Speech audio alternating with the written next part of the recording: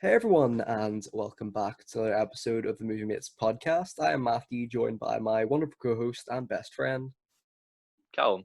Hey man, great to see you as always, dude. So today we're back with our sixth installment of our Disney series here in the channel, where we're going through the oeuvre of Walt Disney Animation Studios. So I'm gonna pass over to Callum to explain what four films we're gonna be talking about today. So Callum, off to you, my friend. Yes, so today we've got a very mixed bag. Me and Matthew have talked off pod. Pretty much they fell under the criteria of two we liked, one we tolerated, one we despised. We don't actually know which one for each of us lines up with that criteria, but that's in and around our vibe for the episode. So we'll be starting with Robin Hood, moving on to the Many Adventures of Winnie the Pooh, then The Rescuers, and then The Fox and the Hound. Had you seen any of these films, Matthew? I had not seen any of these films before, buddy. Have you? First watching for all?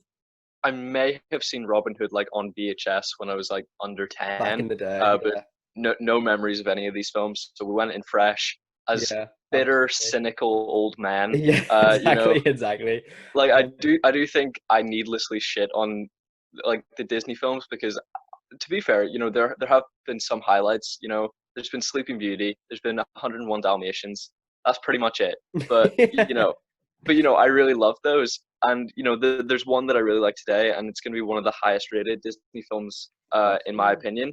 awesome. So I don't think I'm shitting on these movies needlessly. I think my criticism is fair for today. Yeah, no, absolutely, man. And these Disney films, like you said, they are like a mixed bag, Callum. So it's gonna be interesting. And you know what? It has been a while since we've done a Disney pod, and the next couple episodes are gonna be good because then we're getting really into the Renaissance era with like Little Mermaid and Aladdin and stuff like that. So that's gonna be great. That's gonna be fun. Hmm. But I think this is probably yeah, it's probably the biggest mixed bag so far. Like we have some of the best and probably some of the worst, I would say, in an episode. So it's gonna be a good one. It's gonna be a good one. Yeah, I was gonna say it's definitely not the worst episode. Whatever episode that just had like four package films was definitely the worst. Yeah, I think it was like Was episode that was two maybe where that it was was like maybe part. Bambi was the only good Yeah, part of yeah, that. There was like three caballeros and saludos amigos. That was dodgy, that one. yeah. I mean, How did you we know, do that?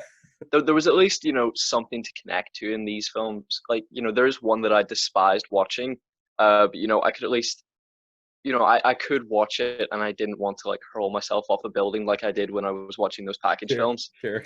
I get you completely, man, completely. But yeah, just before we kick off today's pod, thank you for everyone who supported our latest episode, Planet of the Apes.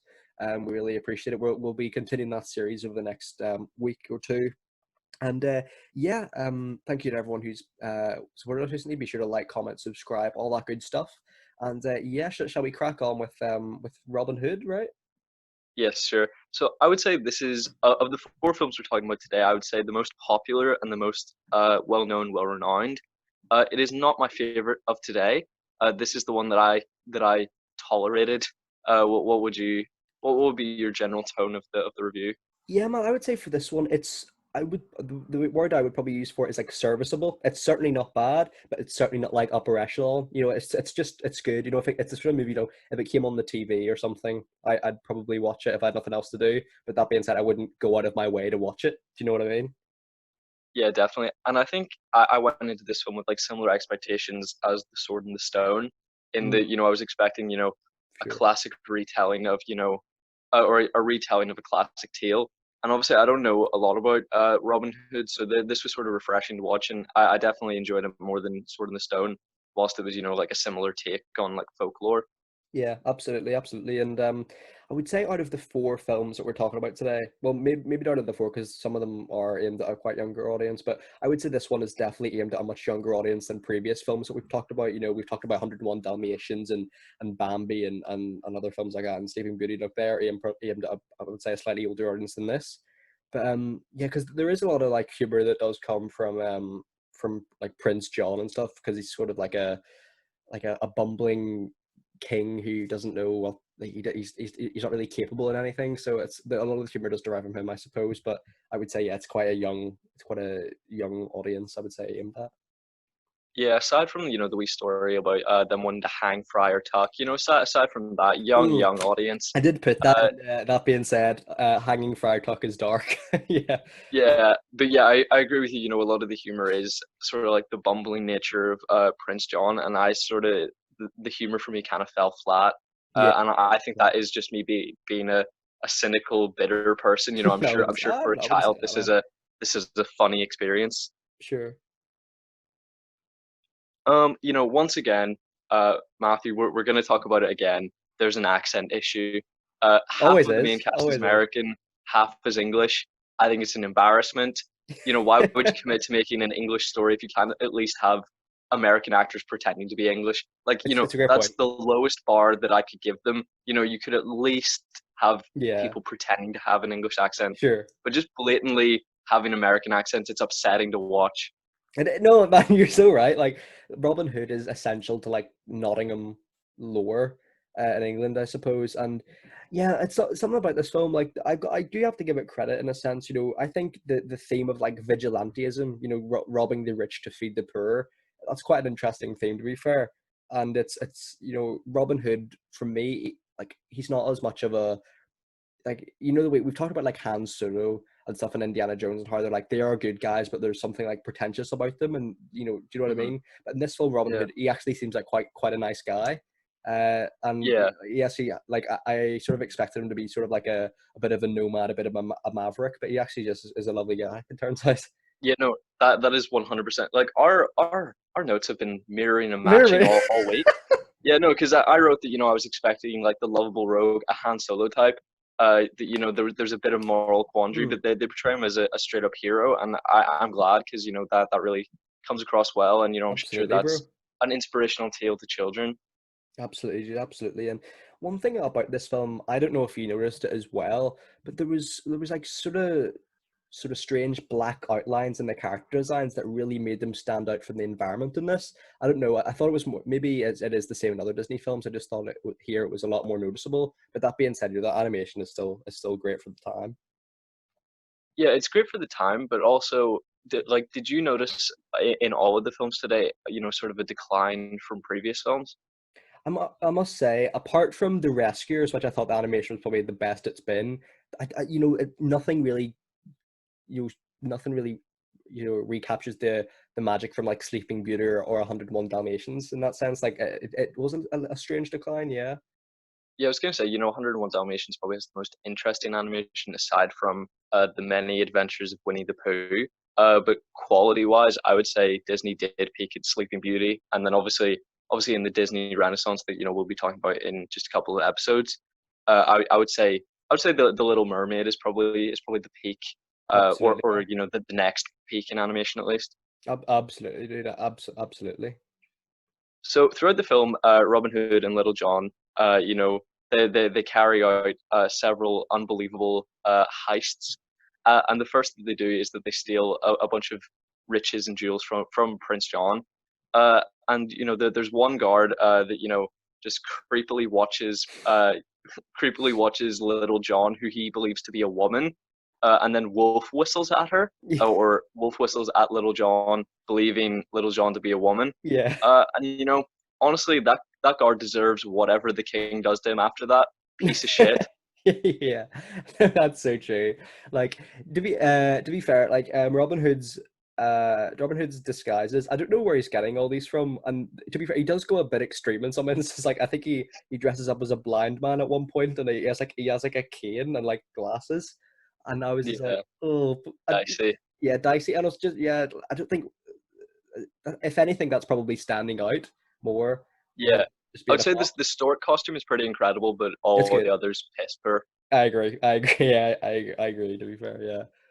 So I would say that this film has one of the most famous Disney romances between obviously Robin Hood, Maid Marian, and I actually have to admit, we've talked about my cynicism, my bitterness, but I would say the romance in this film is very sweet, It is. and Yeah. the film is very smart to start with them with an existing relationship rather than have them meet, because then the audience doesn't like question the believability of the speed of the engagement. Because if So they had sort of met at the start of the film, one scene in, they're getting engaged, talking about kids, I'd have been like, what the fuck is yeah, this? yeah, exactly. No, that's such a great point, bro. You smashed it there, and I have to agree. Like the Mariam and Robin Hood relationship is fantastic, and in this film, like one thing I had sort of noticed, we've reviewed a lot of rom-coms recently, most noticeably The Kissing Booth, and one of my favorite characters in those films is Rachel. And in this film, I think the snake is the Rachel of this movie. They just get treated What? like he just gets treated like shit by Prince John in the sense that like in the similar sense of how Rachel's gets treated like shit in those movies. We'll avenge you, Rachel. Don't worry. But in this film, the snake, he is quite a smart guy. Like Prince John is like, no, it can't possibly be Robin Hood, and then like he's quite sort of. Oh, I'm trying to think of the word. Like he's not very capable in his role, and the snake seems like well, he doesn't seem like a nice guy because he's trying to kill Robin Hood and hang Friartuck. Yeah, But exactly. apart from that, yeah, Apart from that, no, yeah, of course he's smart, but also I think that he's meant to be. It's sort of meant to be a parallel of like puppet governments, where it's someone a is good actually point. behind the scenes, and uh, Prince John is pretty much just the public figure, but all the wisdom and the intelligence comes from his. But yeah, I don't think he deserves any better because I still think he's a piece of shit. Yeah, So yeah, like that I bit. don't feel too bad for him. Yeah, like the hanging Friartuck. That is dark, real man. That for a kids film, that is dark. Yeah, that wasn't exactly the climax of the film I was expecting. But it felt right. Yeah, no, it didn't. But Yeah. the whole point of this film really is obviously Robin Hood stealing from the rich to give to the poor, because the sheriff of Nottingham, taxes like takes taxes from them at a ridiculous rate. But really, if you're a monarch, like what is the point of wealth? When you can take anything that you want, surely you Sure, would it's a much good rather point. have like the love and faith of the people. But Yeah, did you have anything further story wise, Matthew? well, one character I did quite like was the singing rooster. He kind of reminded me of like there's like singing. I don't know if you've seen Rango, the Johnny I Depp. haven't. No, there's singing owls or I think like some sort of birds in that film with like guitars and stuff and banjos, and it kind of reminded me of the rooster in this because he's sort of like the narrator of the film. So I thought that was quite a nice choice, filmmaking wise. Yeah, no, I thought it was an interesting character, but for an inherently British tale, I don't think you could have picked a more American character to choose as Hmm. the narrator of the Yeah, film.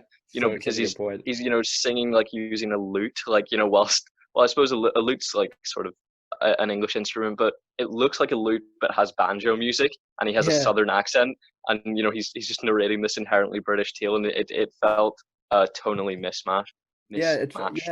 it does. It feels like totally mismatched, but also sort of not really.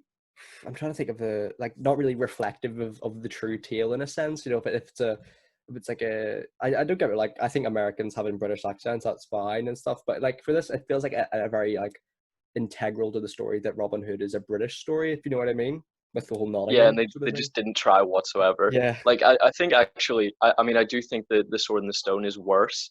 For that sort of accent yeah, it's problem, true. because obviously Arthur is meant to be the future king of England, and there's not only is like the voice actor American, it's also three different actors, all American. So that's just a fucking Travesty. travesty, that Yeah, film. exactly, bro, exactly. But I don't have any other points story wise, bro. Anything from you? No, so Matthew, do you want to jump into your rating of the film? So I think this film is very similar fantasy tale to Sword in the Stone, but I think this one is slightly better for even the vibrancy of the animation and stuff. I'd probably, and that being said, although we've had mentioned it's at a younger audience, like it's not entirely like humor that I don't find unrelatable. Like it's something that yeah I can find funny, but maybe not like laugh out loud funny, obviously. But um, I'd probably rate it 8 out of 10. Pretty good. I enjoyed it. What about yourself, dude? Yeah, I thought it was fun and sweet, especially the romance, but dull in parts and humor that for me pretty much fell flat. Fair I enough, would give man. it a 6.5. Fair enough, man. Fair enough. It's definitely like if it's definitely not the worst film we've reviewed on the channel, but like it's weird because I don't know about you, I'm sort of getting a little tired of these like fantasy Disney films in the sense that it's always like an evil Yeah, king sort of deal. and I also really, I'm gonna put this out there. I do not enjoy the Disney films about animals whatsoever. So I'm really looking forward to getting into like Aladdin, Beauty and the Beast. Emperor's New Wreck It Groove. Ralph, Yeah, Wreck It Ralph, Emperor's New Groove. I actually do love Wreck It Ralph. It's one of I like like it. I counted up before we started this endeavor. I'd seen I think 12 of the 58 Disney films. Mhm. So that's not good, is it? That's But okay. we've That's okay. we've It's probably watched more than me. a lot up to this Like point. Wreck-It Ralph's But underrated, I think. Oh, 100%. Like we'll probably be giving it a 10 out of 10. Absolutely. But I'm just really looking forward to finally getting to the human side of Disney Yeah, because absolutely. the animal ones are just not for me. No, fair enough, man. I respect that. I respect that. So I suppose we should move on to another mostly animal-focused film in The Many Adventures of Winnie the Pooh. Yeah, I have the feeling this is the one you find horrific, isn't it? fucking despised Oh, it, fuck! It's my favorite, for fuck's sake. Matthew. Like I'm just gonna put it out there. It's one of the least interesting narratives I've ever had to endure. Like it is one of the worst films I've ever seen. I hated it on every single level. I do not have one good thing to say about it, No. except for Sterling Holloway, because I think that He's so good. he, well, is he good? Because he's good at playing a terrible character. So I suppose uh, that either means he's a great actor or a dickhead. Either way, great voice work, I have to say. I'd say one of the best voices of all time in terms of so charming and quite funny. But I'm really interested to know why you don't like the film. I can definitely understand why, Are you but fucking joking? Like, what? okay.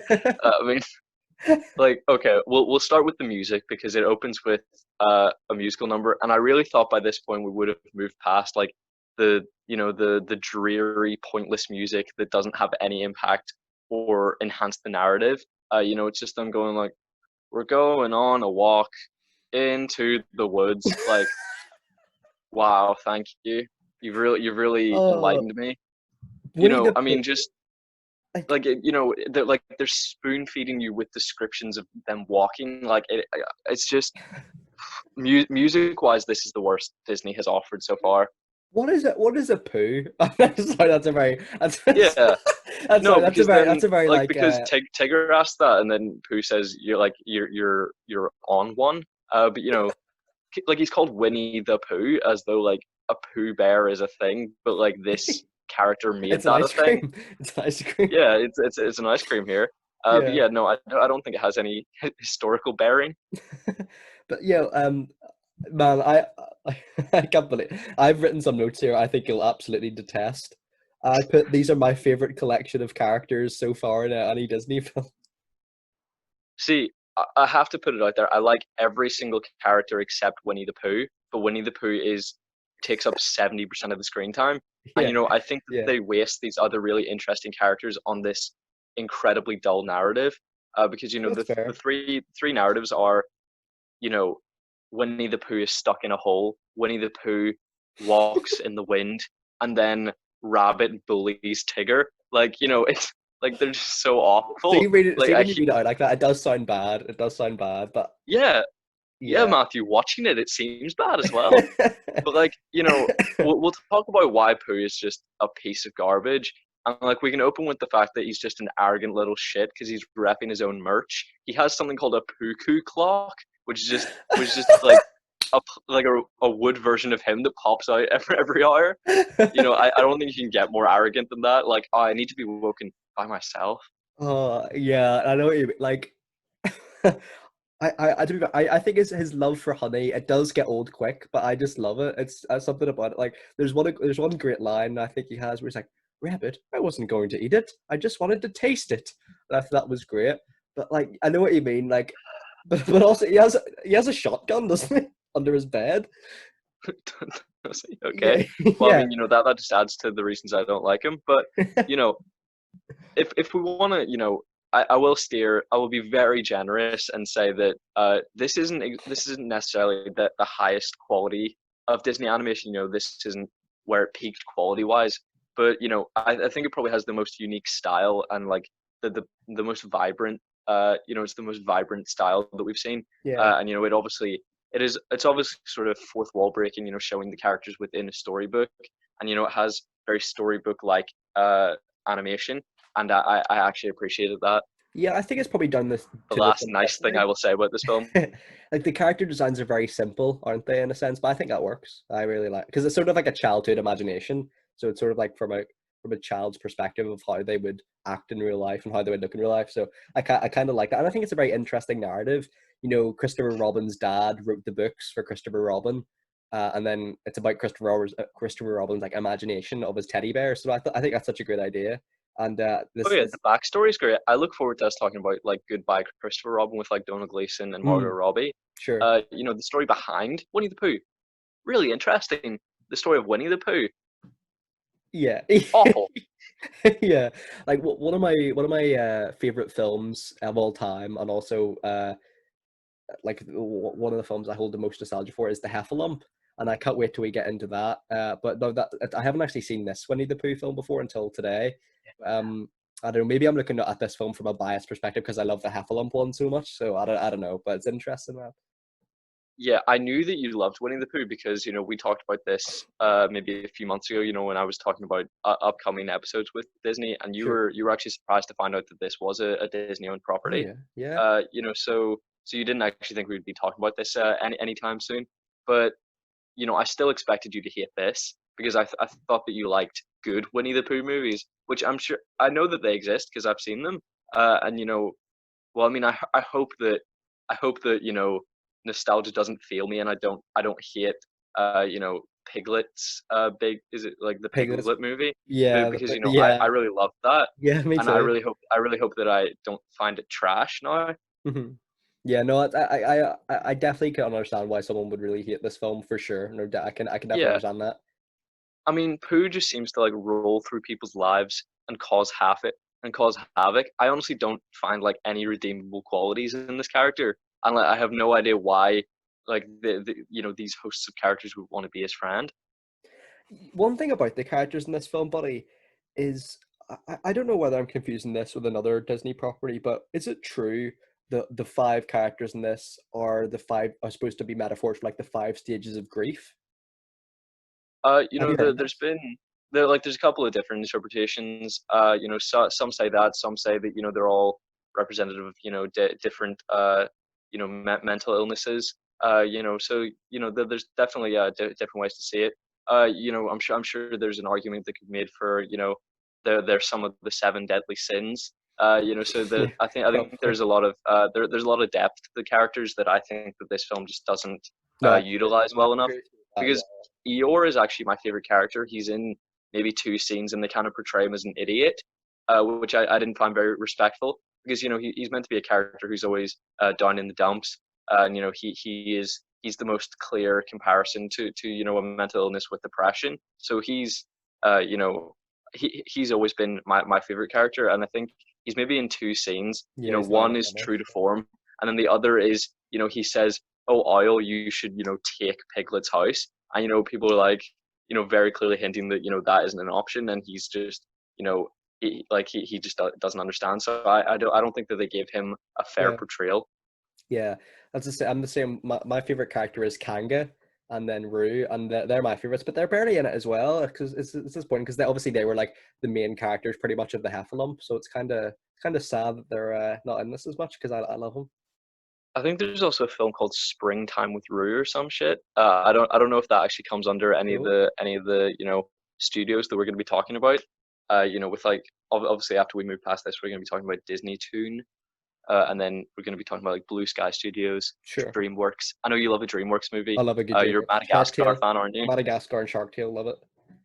Lovely. So, I find it very ironic that this film contains characters being bored by dull stories that are told by Oil, because that is absolutely how I felt watching the film. Yeah, no, I get, I can 100%, so understand that, buddy. And it's one of those films where I have barely any notes about it because nothing major, major happens. Like there was one second where like Rabbit says like, "We'll lead him into the woods and leave him there," and I thought for a second they were like planning on leading Tigger into the woods and then murdering him or something like that because it would I definitely mean, be in like character. they're doing like the kid friendly version of that. Like they're absolute bullies. They're emotional. Like they're absolutely terrible friends. And I really think this is a toxic friendship group that needs to break up. Really. Tigger is actually quite a nice guy. I love his laugh where he's like, "Hee!" or whatever. That was a bad impression, but it's a really good laugh.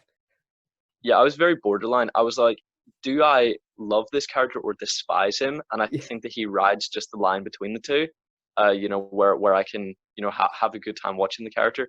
But if my friends did that to me, I'm absolutely not forgiving them, let alone, making a promise to them Yeah. that, if they save me, like, I'm gonna change my life, that like they need to Hmm. change their life to accommodate me if they've been so Hmm. emotionally neglectful that they've just left me in the woods to die. Yeah, like it's interesting because in future Winnie the Pooh films, apparently, because I didn't realize like Sterling Holloway only voiced this character for like 11 years or something, and so Yeah. I don't know, and that really shocked me because the voice actor for Winnie the Pooh and Tigger in the future films is the same guy, so it is for all the later ones. So I 100% thought like the Heffalump was Sterling Holloway, but it wasn't. So. Yeah, like is just that you think he does like a dead on impression. Yeah, yeah. From my childhood, I haven't rewatched The Half since I was like a really young boy, but for me, and he sounded exactly like the old Winnie the Pooh. So I don't know, maybe How do you feel about that? Like, do you think when a new voice actor like takes on the character, do you think they should do their own thing, or do you think they should just like do a flat impression? if they can do a really good impression, I'd prefer that. But if they could do like an okay impression, just do your own thing. It's weird because obviously, like we're huge fans of like Spider-Man and stuff like that in the Spider-Man animated cartoons.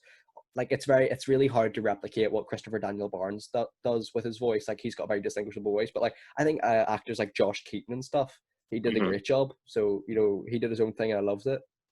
Yeah, I think he's pretty much been the only good other Spider-Man other than Christopher Daniel Barnes. Like, are there any others that you like? Nothing really springs to mind. It's a similar thing with Batman. Like you wouldn't want anyone doing like a Kevin Conroy voice, to be honest. But that being said, I quite like the Batman voice in the new 52 cartoons and the animated films. They're great.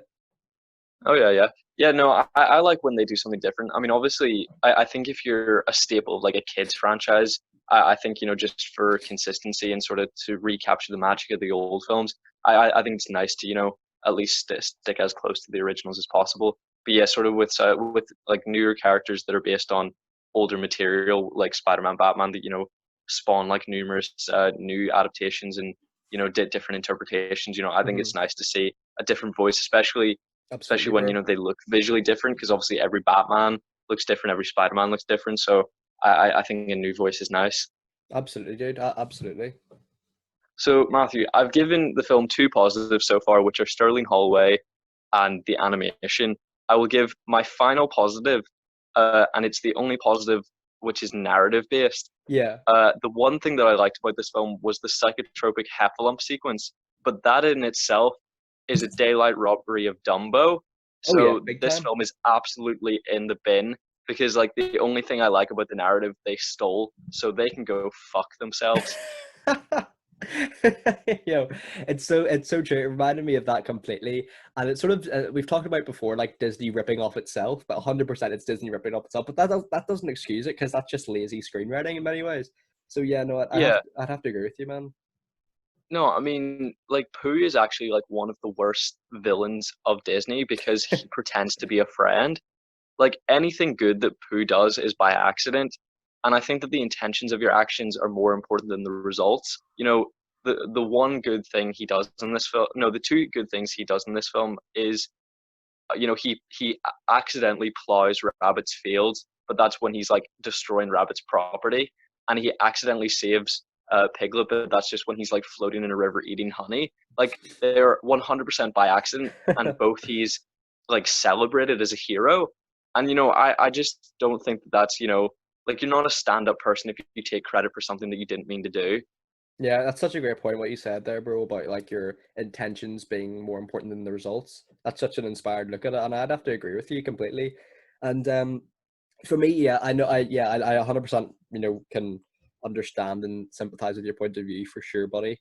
But from my sort of perspective on it, like I think the innocence of our beloved Pooh Bear makes up for it. Because like I know what you mean, though. I can definitely know what you mean, to be honest, because it's sort of it's a film that I could easily excuse by saying, oh, it's just a kid's imagination, but I can't really say it wouldn't be fair from like a filmmaking point of view because you can't excuse every action by saying that's the narrative of the film, if you know what I mean. It's like if I was Yeah, criticizing because 500 Days of Summer and saying, yeah, but it's not Tom's fault or whatever because it's told from it's not so it's Summer's fault because it's told from one person's perspective or something, but that wouldn't be fair because it's only told from one side. So it's a different comparison, but yeah, I think you know what I mean. Yeah, and also I think that Christopher Robin knows better, so I don't trust that this is his imagination. Like I think that this is just a magical forest where Christopher Robin goes to play. I don't think that it is necessarily his Hmm. imagination. So I think that Christopher Robin knows better.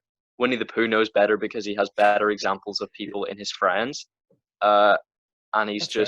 he's actively deciding to be a dickhead. So Matthew, do you have anything further on the narrative? No, man, I'd love to hear your rating if you do have anything, bro. Okay, so I despised this film so much. We're gonna have to go back to the old rating of separating the enjoyment from the quality. Okay. For the enjoyment, I will give it a 0.5 out of 10. I had originally put 0, and then I changed it to 1, and I don't think either are fair because I did enjoy the animation and I enjoyed Sterling Holloway, so I will give it a 0.5 out of 10. But I think that the narrative is so important that it was so bad that a 0.5 is fair. For quality, I don't know, like because I think objectively there is no plot here.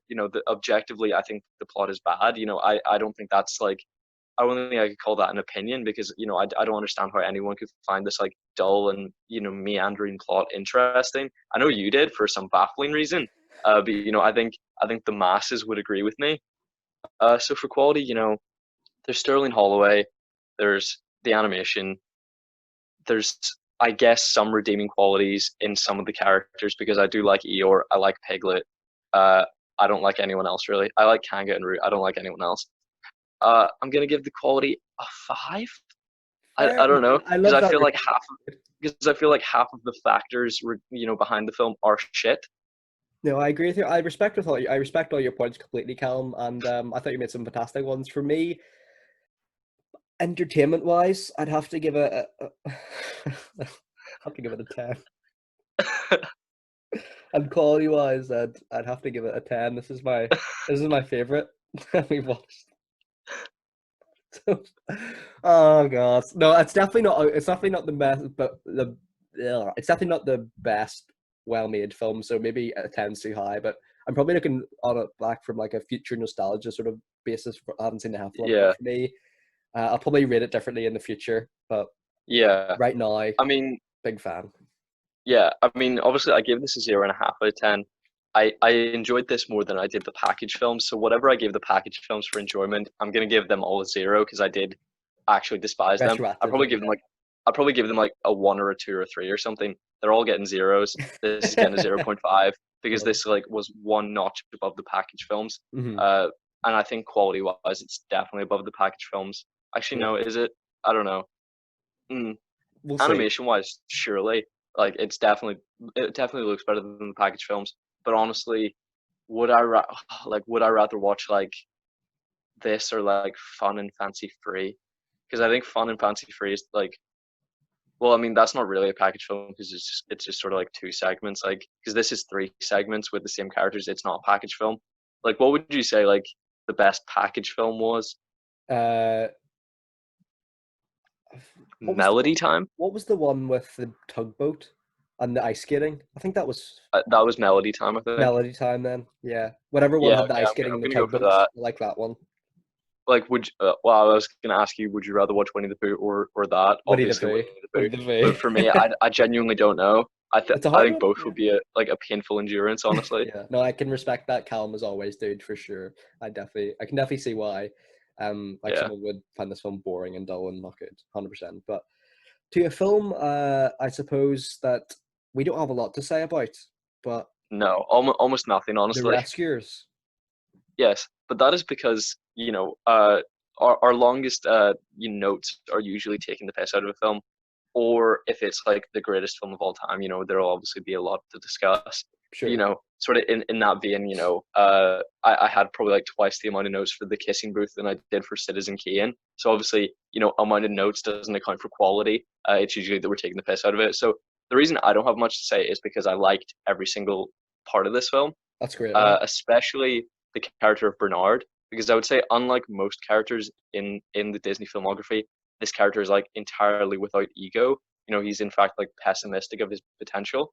And surprisingly, I liked every character that the film wanted me to. Usually, Yeah. there's an air of arrogance or ego, which absolutely puts me off the character and makes me makes me despise at least one character that the film is pitching as a hero. But this film, I think perfected the character interpretations.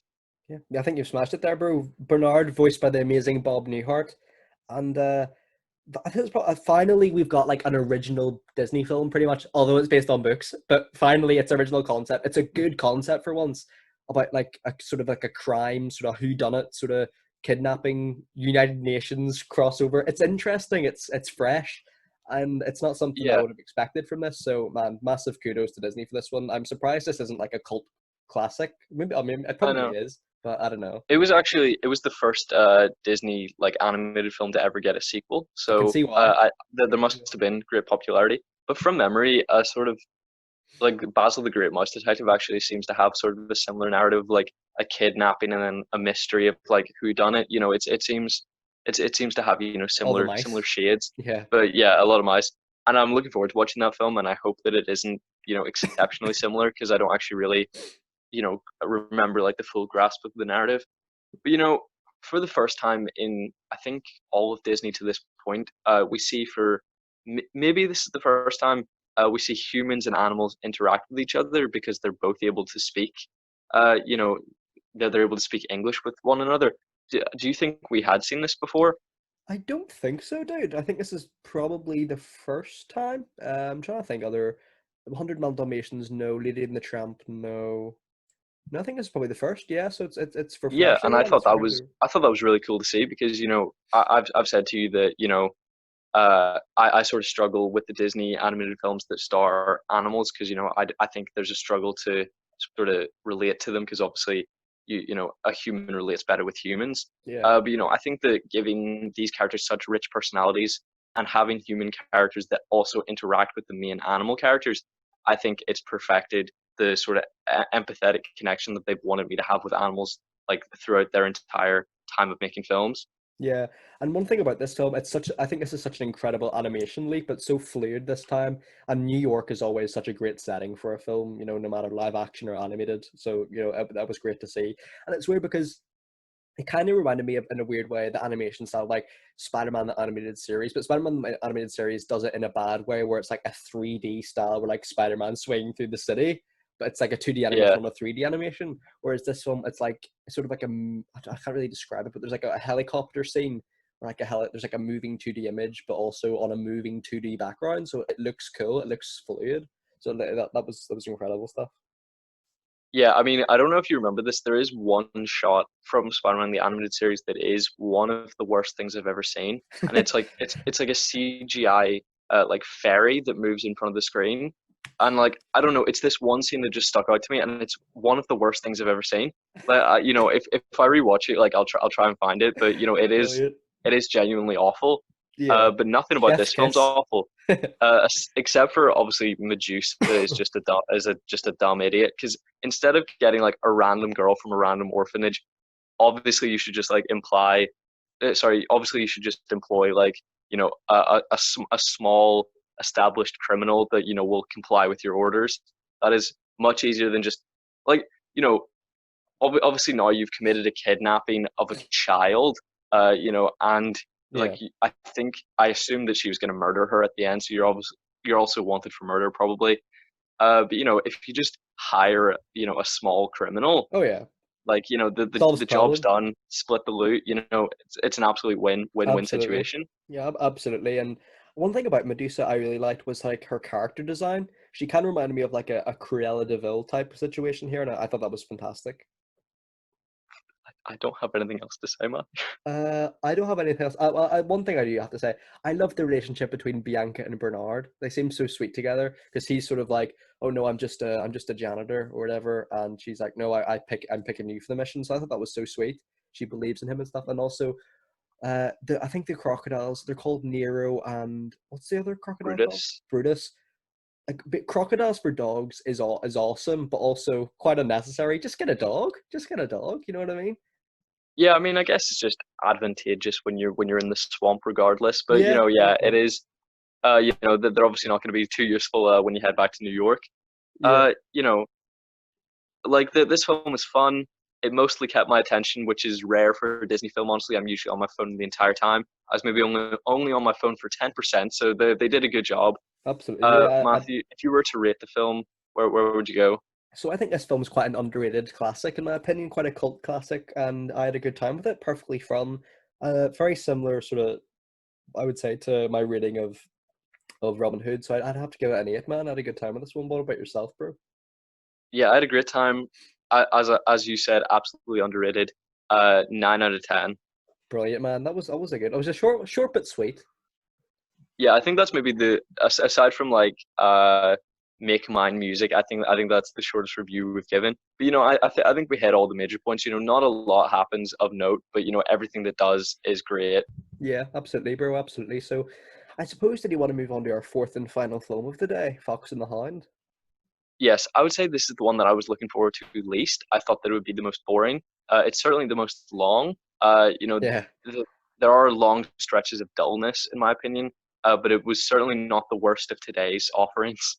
Yeah, I had a good time with this, man. I had a good time with this, and this film, it sort of falls into the Disney trap of exciting first act, boring second act, exciting third act, where like nothing happens in the middle, and it definitely falls in that trap for me. But that being said, it's still perfectly serviceable. It's a good story about friendship, so I had a good time with it. Yeah, I think that this film would be very different had Todd landed on a different farm. Brains everywhere, presumably. If he had landed, meters to the left, dead. Dead. Yeah, exactly. There's so many times he should have died in this movie. And there's so many characters with a death wish here. Like the old farmer is like just wants to kill this fox, for some reason. And the old woman in this who adopts Todd, she kind of reminds me. Obviously she doesn't have a death wish, but she kind of reminds me like if someone had upset her or crossed her, she would turn into like the Kathy Bates in Misery. She gave me Yeah. those sort of vibes. Well, I mean, the farmer is sort of like, using his right to, shoot trespassers, whereas she just like shoots his car, which is like actually a crime. So, I mean, I guess morally in her perspective, she's in the right, but certainly legally, she is not. Yeah. And one thing about this film, Callum, is this the origin of OK Boomer? Was that a phrase used in the film? Yeah, because like I think one of the, there's a character called Boomer or something in the film, and then there's quite a few times that people go OK Boomer, because that whole OK Boomer thing, was that like an Australian politician said that or something? I mean, I'm not sure who, but obviously it was referencing the baby boomers, the generation before millennials. So I don't really know its origins of the first use. Yeah, But if I had to say, I'm going with I'm no. going with no as well. If it's from the Fox and the Hound, you know, and Matthew, I would say that this film has probably one of the weirdest scenes in all of Disney's filmography, and that would be the farmer using a cow's teat as a hose to spray milk into Todd's mouth. You know, Oh it's man, still less weird than the Aristocats. that Where was weird. just baby kittens Kittens just sucking in a suck on teat. a cow's teat. Yeah, Bit of weird cross species stuff. yeah. Uh, you know, This is how this did is this weird. rank with that in your opinion? It's definitely up there. It's something about the teats, all the cows' teats. That's anything to that is that's weird. And there's a lot of good stuff in here. To be fair, like there's a lot of funny stuff as well. But the film actually generally has a good message, about being who you are and not being who like society tells you to be and stuff like that, which is nice. But that being said, for a film called The Fox and the Hound, the Fox and the Hound are barely together in this. And the Hound's barely in it. Like I would say, 2/3 of this film is Todd's film because he's the only one that gets a romance, and Yeah, it's like him being chased rather than being the chaser. Like I think sure. that this film is in great part Todd's film. But what I don't really understand is that Copper says that because he's now a hunting dog, they can't. No, now that he's a hunting dog, they can no longer be friends. But I don't really understand why. You like because you don't have to see someone to be friends with them. If I didn't see a friend for 10 years, I would still know that they're my friend. So Yeah, for sure. he could just like remove Todd from his life, but still remain friends in theory. But he pretty much says, "I can't see you," which means we're no longer friends. Which means if I see you, I kill you. And I just don't really understand his mentality whatsoever. Yeah, no, I have to agree with you, man. I have to agree with you, and Yeah, like you said, sort of Todd is the only one who gets a relationship with Vixie, and that to be fair, that is adorable. Like that is so cute. It kind of reminded me of Bambi in that sense. But um, one thing about this film, I was absolutely bewildered how Chief did not die after getting hit by a train, because apparently in Absolutely. the original screenplay of this, he did die instead of breaking his leg. So I'm surprised they changed I mean, that. he falls like 100 feet from a bridge, Yeah. and then he like just cracks Ooh, a sore leg. leg. Yeah. Yeah. Well, okay, we'll talk about the fact that, obviously the hunter of the film is meant to be, for the audience, the villain of the film.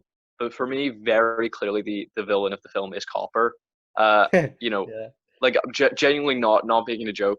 He is clearly the villain of the film because Copper's belief that Todd deserves to die would be insane even if Chief had died, when in fact he had only broken a leg. And Yeah. I read a synopsis for this film that described described the character of Copper forgiving Todd. And I tell you right now, if I'm being chased by a person intending to murder me and they injure themselves in the process, if their family say to me, "We forgive you," I'm gonna tell them to go fuck themselves.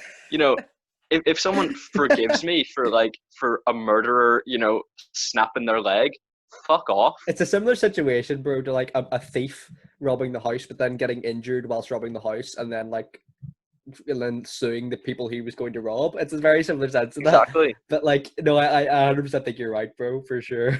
Because once again, like the film is pitching the hunter as the villain, but he can't communicate with the animals, so he doesn't actually know about the friendship between Copper and Todd. He doesn't know the context for why Todd, for why Copper wouldn't want to hurt Todd. So he's sort of morally justified in just seeing a trespasser, wanting to kill the trespasser. Mhm. I sort of, obviously I'm not a hunter myself. I don't support hunting. But, in America, you're on a farm. You don't want a fox to kill your chickens. I understand the hunter's mentality, whereas Copper knows that Chief was trying to kill Todd, Yeah, and still is like, oh, I'm gonna kill you for kill you. this. Yeah, exactly, man. It's very, yeah. I don't want to say out of character because we don't really know the character that well in one film. Because as you said, like it's mostly a Todd film. But no, I know what you mean, bro, completely. And one thing about the opening of the film, like I was really confused as to why the birds drafted such a confusing plan to get Todd adopted. Just leave him at the doorstep. Don't like make. Do you know what I mean? There seems like I know he got that adopted anyway, but it seems like there could have been simpler plans to have that occur. I think that I think that like the characters in this film are just obsessed with meet cutes. Like they want to create like a meet cute. They're like, oh, wouldn't it be lovely if like she found him? But it's like, oh, what's under a dress? Yeah, Or with the exactly. character of Vixie, like, oh, if she's just standing looking pretty like in the sun. Hmm. Like I think these Yeah, characters just appreciate a good meet cute. If you want to talk about Vixie and Todd, I really like their relationships. me too. Sorry, I really like their relationship. I think they did have a lovely meet cute. It's a very sweet relationship. But Todd is, an absolute prick. Like, you've made her laugh. Take the win, regardless of whether it's with you or at you. Take the win of making her laugh. Absolutely. There's no better feeling than making a lady laugh. I know, and she's saying, "Oh, Todd, you're so funny." She's not saying like, "Oh, what a fucking dickhead." Like take the win. Yeah, for sure. And yeah, one thing about this film I've written down is like the relationships in all three of these films. Well, like, in the three films that have relationships is what I mean. So we've talked about Robin Hood, great relationship there. Rescuers, great relationship there. This film, great relationship between Todd and Vixie. Like I think Disney are getting better at that, and especially with the animal characters like that, that can be hard to convey. But this film sort of it does remind me of Bambi in a sense, and I quite like it for that. It is very similar to Bambi in the whole hunter aspect, but yeah, no, I I did mean, I would like it. say it's a vast improvement on Bambi. Yeah, yeah, I've got, I can see why, I can see why, and um, yeah, like I don't have anything else to say. Neither do I. I'd love to hear you rating for this one, bro. Right. So, despite some baffling character decisions and a needlessly long runtime, I did have fun with it. Yeah, I really didn't like Copper. I really liked Todd. I really liked the relationship. Big Mama, great character. absolutely. Like she's an absolute wing woman. She's orchestrating relationships, friendships. Left, right, and center. She's a wonderful lady, a wonderful oil. So I would have to give the film a 7.5 out of 10. That's great, bro. I agree with everything you've said.